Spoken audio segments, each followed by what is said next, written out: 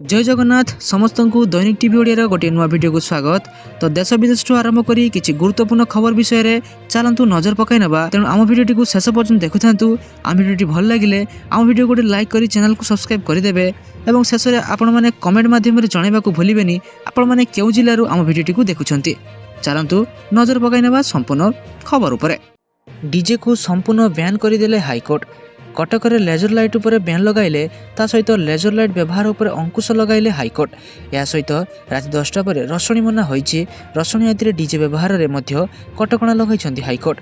हाईकोर्टक निर्देश अनुसार परवर्ती शुणाणी पर्यंत कटक सहरांचल रे लेजर लाइट व्यवहार को संपूर्ण निषेध कर दैछि। विकटाळ शब्दयुक्त डीजे व्यवहार कर जाई परिबो नाही। डीजे रो शब्द सीमा सर्वाधिक 65 डेसिबेल मध्य रखा कोर्ट निर्देश दैछन्ति। सेहिपरि राति 10टा पर कौनसी प्रकार रसणी किंबा वाद्ययंत्र बजाइबा पर कटकणा मध्य लगा जाइछि। चलन देखिए परवर्ती अपडेट कौन रही। यह सहित शीत को नहीं आसला बड़ खबर। आसंता सप्ताह पर्यंत राज्यर तापमात्रा रे कौनसी परिवर्तन देखाजिबो नाही बोली आंचलिक पाणीपाग विज्ञान केन्द्र पक्षरु सूचना दिया जाइछि। पाणीपाग केन्द्र सूचना मुताबक आज राजधानी भुवनेश्वर और यार आखपाख अंचल पाग मुख्यतः मेघमुक्त रहिबो। सकाळु सामान्य कुहुड़ी पड़े सर्वोच्च दिन तापमात्रा 33 डिग्री और सर्वनिम्न राति तापमात्रा 17 डिग्री मध्य सीमित रहिबो। चलन देखिए परवर्ती अपडेट कौन रही। सेपटे ह्वाट्सअप को नहीं आसला बड़ खबर। बैन है ह्वाट्सअप। रूसिया यूक्रेन युद्ध मध्य विश्व राजनीति प्रतिदिन नुआ मोड नेउछि। अमेरिका और रूसिया मध्य उत्तेजना वृद्धि पाउछि। एही समय क्रेमलिन मेसेजिंग ऐप पर कटकणा कड़ाकड़ी करने सहित रूस ह्वाट्सअप ब्लॉक करने को निर्देश देइछि। मेटार मालिकाना थिबा ह्वाट्सअप कहिछि जे एही पदक्षेप रूस रे थिबा एहार 100 मिलियन रु अधिक व्यवहारकारी को सरकारी निरीक्षण ऐप पुनर्निर्देशित करने पई थिला। क्रेमलिन मुखपात्र दिमित्री पेस्केभଙ୍କ अनुଯାयी नियमावली एवं रूसिया आईन पालन करिबारे मेटार अनिच्छा जोगु एही निष्पत्ति निया जाइछि। चलन देखिए परवर्ती अपडेट कौन रही। एही दिन चाषी खाता को आसिबो बोनस टंका। धान क्रय जनवरी 31 तारिख शेष हो जाइछि। तथापि जो चाषी माने टोकन कटा जाइथिला एवं जो माने समानकर धान बिक्री करि पारि नथिले समानकु सरकार आ 2 दिनर अतिरिक्त सुजोग दैथिले।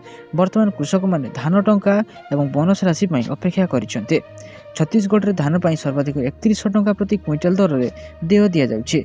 एहा सहित समर्थन मूल्य छड़ा कृषक उन्नति योजना अंतर्गत राज्य सरकार चाषी मानकु बोनस मध्य प्रदान करिसंते। रिपोर्ट अनुसार विष्णुदेव साय सरकार चाषी मानकु धान बोनस देवार निष्पत्ति को अनुमोदन करिसंते। फेब्रुआरी 11 तारिख 2026 रे अनुष्ठित कैबिनेट बैठक में सरकार चाषी मानकु बोनस प्रदान करिया पई तारीख मध्य स्थिर करिसंते। सूचना जोग्य जे खरीफ मार्केटिंग वर्ष 2025-26 रे 25,24,399 चाषी ठारू 141 लाख मेट्रिक टन धान किणा जाइथिला। कृषक उन्नति योजना अंतर्गत धान मूल्यर अंतर राशि भावे प्राय 10,000 कोटी टंका होली पूर्व एही देय दियाजिबो। चलन देखिए परवर्ती अपडेट कौन रही। एप्रिल ओडिशा रे एसआईआर। ओडिशा रे भोटर तालिका हेबो स्वतंत्र संघन संशोधन बा एसआईआर। एप्रिल एही प्रक्रिया आरंभ होबाकू जाउछि। ए पूर्व राज्य रे 2002 एसआईआर समय भोटर तालिका रे 2025 भोटर तालिका मेल मैपिंग जोरसोर चली। एबे सुधा 80% मतदाता मैपिंग सरलाणी। चलित मास शेष सुधा भोटर मैपिंग काम सारिबाकू लक्ष्य रखा जाइछि। वर्तमान 12 राज्य रे एसआईआर प्रक्रिया चलिथिबा बेले ओडिशा रे ए दिगरे प्रक्रिया आगेइछन्ति। राज्य मुख्य शासन निर्वाचन अधिकारी सीईओ कार्यालय पक्षरु भोटरंक मैपिंग नै विज्ञापन माध्यम रे विस्तृत सूचना जारी कर जाइछि। चलो देखिए परवर्ती अपडेट कौन रही। आसिला नुआ नियम एणिकी हेलमेट पिंधिथिले भी कटिबो चालान। सूचना अनुसार गाड़ी चालक मानक पई एक नीति नियम नूतन नियम लागू करा जाइछि। यह एक बड़ खबर अटे। एणिकी कागज पत्र थिले मध्य काटिबो फाइन। तेबे केउ कारण निमंते जरिमाना देबाकू पड़िबो ता संबंध रे आसंतु संपूर्ण विवरणी जारी देबा। रास्तार दुर्घटना कमेबा निमंते दिनकू दिन कड़ाकड़ी हेबार लागिछि नियम। एणु ट्रैफिक व्यवस्था को आपण न मानिले जरिमाना कटिबो पुलिस।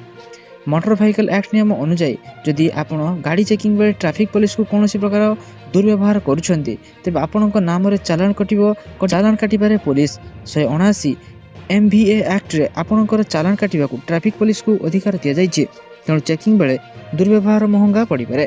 चेकिंग समय रे ट्रैफिक पुलिस सहित जुक्ति तर्क करिले आपणकू देबाकू पड़िपारे फाइन। जदि आपण कौनसी कारणर मध्य अଯଥାରେ ट्रैफिक पुलिस सहित जुक्ति तर्क करंती तेबे देबाकू पड़िपारे फाइन। नुआ ट्रैफिक नियम अनुसार जदि आपण हेलमेट मध्य पिंधिछंती आ ट्रैफिक पुलिस को दुर्व्यवहार करुछंती तेबे मध्य आपणक विरुद्ध रे चालान काटि पारे। चलो देखिए परवर्ती अपडेट कौन रही। झियो मानक पई बड़ उपहार। ଲକ୍ଷପତି କରିବେ ସରକାର। ଦିଲ୍ଲୀର ବିଜେପି ସରକାର ଲକ୍ଷପତି ବିଟିଏ ଯୋଜନାର ଘୋଷଣା କରିଛନ୍ତି। ମୁଖ୍ୟମନ୍ତ୍ରୀ ରେଖା ଗୁପ୍ତାଙ୍କ ତତ୍ତ୍ୱାବଧାନରେ ମଙ୍ଗଳବାର ହୋଇଥିବା କ୍ୟାବିନେଟ୍ ବୈଠକରେ ଏ ନିଷ୍ପତ୍ତି ଉପରେ ମୋହର ଲାଗିଛି। ଏହା ସହ 2008ରେ ଲଞ୍ଚ କରାଯାଇଥିବା ଲାଡଲି ଯୋଜନାକୁ ବନ୍ଦ କରିଦିଆଯାଇଛି। ଲକ୍ଷପତି ବିଟିଏ ଯୋଜନା ଅନୁସାରେ ଗ୍ରାଜୁଏସନ୍ କରିବା ପରେ ଝିଅମାନଙ୍କୁ 1 ଲକ୍ଷ ଟଙ୍କାର ଅର୍ଥରାଶି ଦିଆଯିବ। ଏହା ପୂର୍ବରୁ ମହାରାଷ୍ଟ୍ର, ମଧ୍ୟପ୍ରଦେଶ ଏବଂ ବିହାର ଭଳି ରାଜ୍ୟରେ ମଧ୍ୟ ମହିଳା କେନ୍ଦ୍ରିତ ଯୋଜନା କାର୍ଯ୍ୟକାରୀ ହୋଇସାରିଛି, ଯେଉଁଥିରେ ପ୍ରତି ମାସ ଅର୍ଥାତ୍ ବାର୍ଷିକ ଆର୍ଥିକ ସହାୟତା ମହିଳାଙ୍କୁ ଦିଆଯାଏ। ଏବେ ଦିଲ୍ଲୀରେ ବିଜେପି ସରକାର ଝିଅମାନଙ୍କୁ ଏକକାଳୀନ ରାଶି ଦେଇ ଲକ୍ଷପତି ହେବାର ପ୍ରୟାସ କରିଛନ୍ତି। ଚାଲନ୍ତୁ ଦେଖିବା ପରବର୍ତ୍ତୀ ଅପଡେଟ୍ କ'ଣ ରହିଛି। 114ଟି ରାଫେଲ କିଣିବା ପାଇଁ ମିଳିଲା କେନ୍ଦ୍ରର ମଞ୍ଜୁରୀ। ପ୍ରତିରକ୍ଷା ମନ୍ତ୍ରାଳୟ ଅଧୀନ ପ୍ରତିରକ୍ଷା ଅଧିଗ୍ରହଣ ପରିଷଦ DSC ଭାରତୀୟ ବାୟୁସେନା ପାଇଁ 114ଟି ଭାରତରେ ନିର୍ମିତ ରାଫେଲ ଲଢୁଆ ବିମାନକୁ ମଞ୍ଜୁରୀ ପ୍ରଦାନ କରିଛି। ସୂଚନା ଅନୁଯାୟୀ ଏହି ଡିଲର ମୋଟ ମୂଲ୍ୟ 3.25 ଲକ୍ଷ କୋଟି ଟଙ୍କା ହେବ, ଯାହା ଏହାକୁ ବିଶ୍ୱର ସବୁଠାରୁ ବୃହତ୍ ପ୍ରତିରକ୍ଷା ଚୁକ୍ତି ମଧ୍ୟରେ ଅନ୍ୟତମ କରିପାରେ। ଗତ ମାସରେ ପ୍ରତିରକ୍ଷା କ୍ରୟ ବୋର୍ଡ ଏହି ପ୍ରସ୍ତାବକୁ ପ୍ରାଥମିକ ମଞ୍ଜୁରୀ ଦେଇଥିଲା। DSC ମଞ୍ଜୁରୀ ପରେ ଏହି ମେଗା ପ୍ରକଳ୍ପ ବର୍ତ୍ତମାନ ପ୍ରଧାନମନ୍ତ୍ରୀଙ୍କ ଅଧ୍ୟକ୍ଷତାରେ ଅର୍ଥ ମନ୍ତ୍ରାଳୟ ଏବଂ ସୁରକ୍ଷା କ୍ୟାବିନେଟ୍ କମିଟି CCS ନିକଟକୁ ଅନୁମୋଦନ ପାଇଁ ପ୍ରେରିତ ହେବ।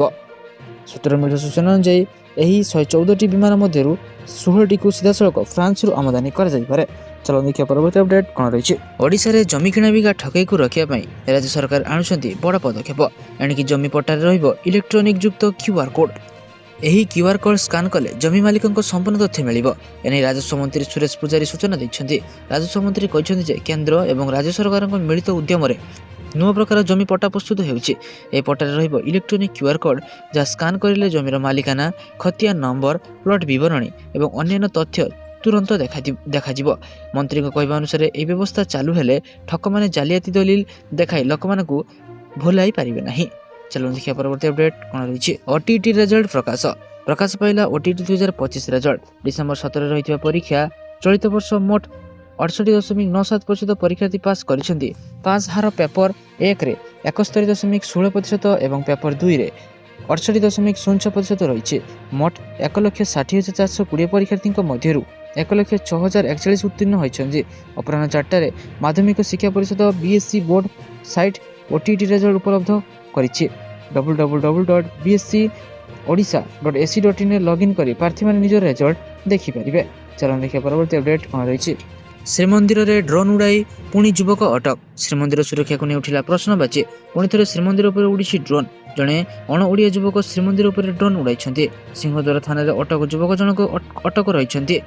ତେବେ ଅଟକ ଯୁବକ ଜଣକ ହେଲେ କର୍ଣ୍ଣାଟକର ଅଭ୍ୟୁଦୟ ସିହ୍ନା।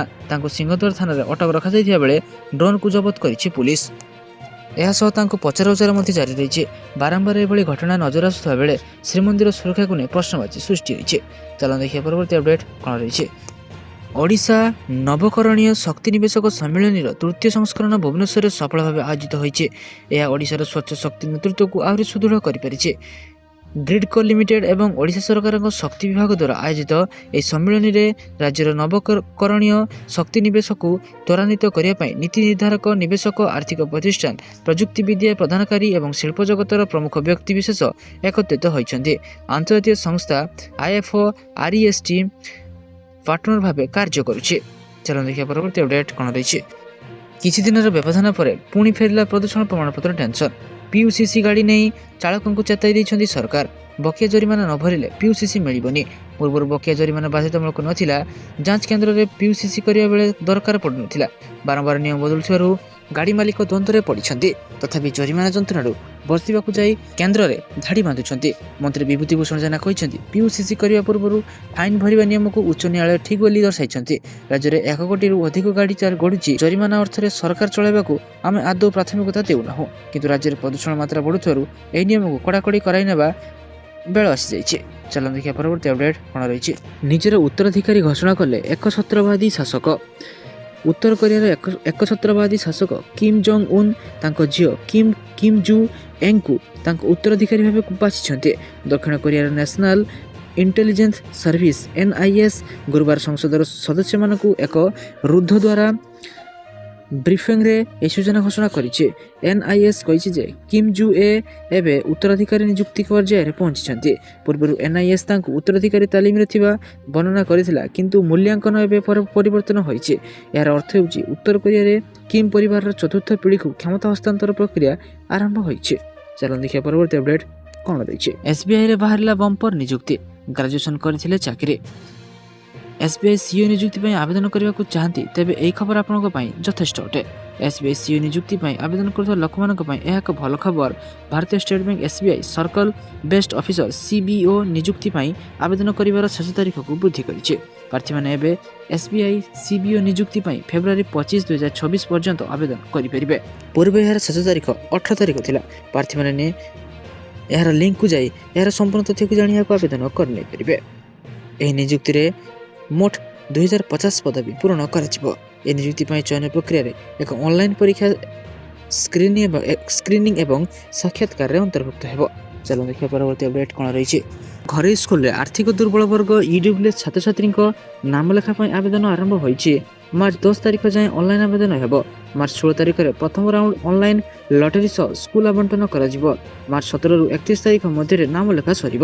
ଏନେଇ ସମସ୍ତ ଜିଲ୍ଲା ଶିକ୍ଷା ଅଧିକାରୀ DEO ଏବଂ ବ୍ଲକ ଶିକ୍ଷା ଅଧିକାରୀ BEOଙ୍କୁ ଚିଠି କରିଛି ପ୍ରାଥମିକ ଶିକ୍ଷା ନିର୍ଦ୍ଦେଶାଳୟ। ଚାଲନ୍ତୁ ଦେଖିବା ପରବର୍ତ୍ତୀ ଅପଡେଟ୍ କ'ଣ ରହିଛି। ଆସୁଛି ଜାଗର ରାତି। ଚଳିତ ବର୍ଷ ଫେବୃଆରୀ 15 ତାରିଖରେ ପଡ଼ୁଛି ଜାଗର। ମହାଶିବରାତ୍ରି ନେଇ ମଙ୍ଗଳବାର ଦିନ ଏକ ପ୍ରସ୍ତୁତି ବୈଠକ ଅନୁଷ୍ଠିତ ହୋଇଥିଲା। ଚଳିତ ବର୍ଷ ଫେବୃଆରୀ 15 ତାରିଖରେ ଲିଙ୍ଗରାଜ ମନ୍ଦିରରେ ରାତି 10ଟାରେ ମହାଦୀପ ଉଠିବ ବୋଲି ବୈଠକରେ ନିଷ୍ପତ୍ତି ହୋଇଛି। 15 ତାରିଖରେ ଶିବରାତ୍ରି ପାଳନ ନେଇ କୌଣସି ଦ୍ୱନ୍ଦ୍ୱ ନଥିବା ଲିଙ୍ଗରାଜ ମନ୍ଦିର ସୁପରଭାଇଜର ସୂଚନା ଦେଇଛନ୍ତି। ଯେଉଁଦିନ ଚତୁର୍ଦ୍ଦଶୀରେ ବେଢ଼ା ପରିକ୍ରମା ପଡ଼ିଥାଏ ସେହିଦିନ ଶିବରାତ୍ରି ହୋଇଥାଏ ବୋଲି ସେ ସ୍ପଷ୍ଟ ମଧ୍ୟ କରିଛନ୍ତି। ଚାଲନ୍ତୁ ଦେଖିବା ପରବର୍ତ୍ତୀ ଅପଡେଟ୍ କ'ଣ ରହିଛି। ଓଡ଼ିଶାର ଶିଳ୍ପାୟନ କ୍ଷେତ୍ରରେ ଆଉ ଏକ ବଡ଼ ସଫଳତା ହାସଲ କରିଛି। Single window clearance authority SLSWCA ରାଜ୍ୟ ସରକାର 4111.80 କୋଟି ଟଙ୍କାର 23ଟି ଶିଳ୍ପ ପ୍ରସ୍ତାବକୁ ଅନୁମୋଦନ କରିଛନ୍ତି। ଏହି ପ୍ରକଳ୍ପଗୁଡ଼ିକ ଦ୍ୱାରା ରାଜ୍ୟରେ ପ୍ରାୟ 9924ଟି ନୂତନ ନିଯୁକ୍ତି ସୁଯୋଗ ସୃଷ୍ଟି ହେବ। ମୁଖ୍ୟ ଶାସନ ସଚିବ ଅନୁପ ଗର୍ଗଙ୍କ ଅଧ୍ୟକ୍ଷତାରେ ଅନୁଷ୍ଠିତ ଏହି ବୈଠକରେ ଅନୁମୋଦିତ ପ୍ରକଳ୍ପଗୁଡ଼ିକ ରାଜ୍ୟର ବାଲେଶ୍ୱର, ଭଦ୍ରକ, କଟକ, ଦେବଗଡ଼, ଗଞ୍ଜାମ, ଯାଜପୁର, ପୁରୀ, ଖୋର୍ଦ୍ଧା, କୋରାପୁଟ, ସମ୍ବଲପୁର ଏବଂ ସୁନ୍ଦରଗଡ଼ରେ ସ୍ଥାପନ କରାଯିବ। ତ ସାରାଦିନ ଏପରି ବଛା ବଛା ଏବଂ ଗୁରୁତ୍ୱପୂର୍ଣ୍ଣ ଖବର ଜାଣିବା ପାଇଁ ଆମ ଚ୍ୟାନେଲକୁ ସବସ୍କ୍ରାଇବ୍ କରି ରଖନ୍ତୁ ଏବଂ ଆମ ଭିଡ଼ିଓ ଗୋଟେ ଲାଇକ୍ କରିଦିଅନ୍ତୁ। ଧନ୍ୟବାଦ।